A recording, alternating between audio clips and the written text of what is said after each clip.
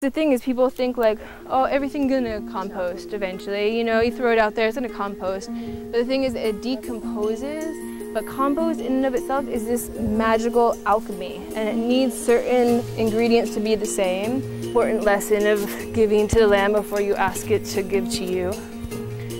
And so I go through and I open up where I'm gonna have my bed be. And I put my own hands. When you start to work closely with the land, you start to come across more plants that are givers. So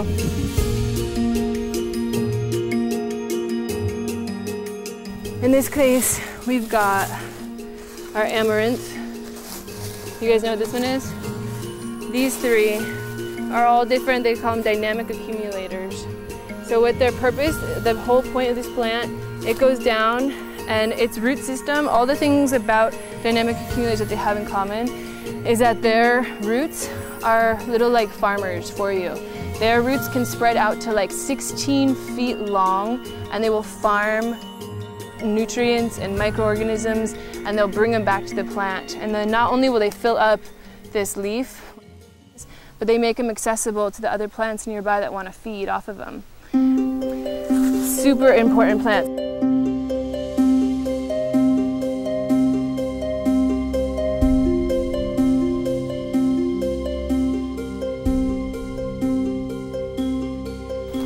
And all plants have this sweet, sweaty stuff called glomalin.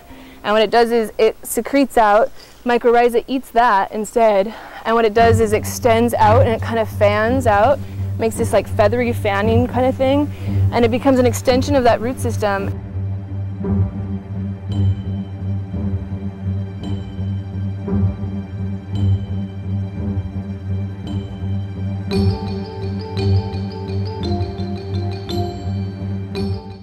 Happen naturally over time.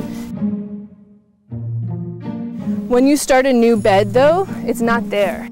And I won't make you guys necessarily do this if you don't want, but then there's the seaweed.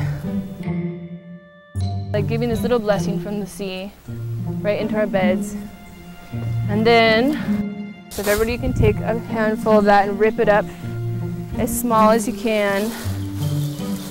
So what we're doing is we went and sourced all kinds of things that were on the island. Yeah. You know, we've got both coffee cherry, we've got amaranth, we've got comfrey leaf, seaweed. Yeah, and so we make our bed and we open up the bed, and then we're putting that inside and layering it up with compost. And so what we're doing is we're adding all this organic material in there, and it becomes this like feasting home for worms. And then soon you get more worm castings in there, and you're basically creating this ideal environment for just really healthy soil to be built. Because the main thing is, you know, your plants are only going to be as healthy as your soil. All the nutrients your plants have, they have to suck it up from the soil. And then if we're only as healthy as our plants, we're actually really only as healthy as our soil.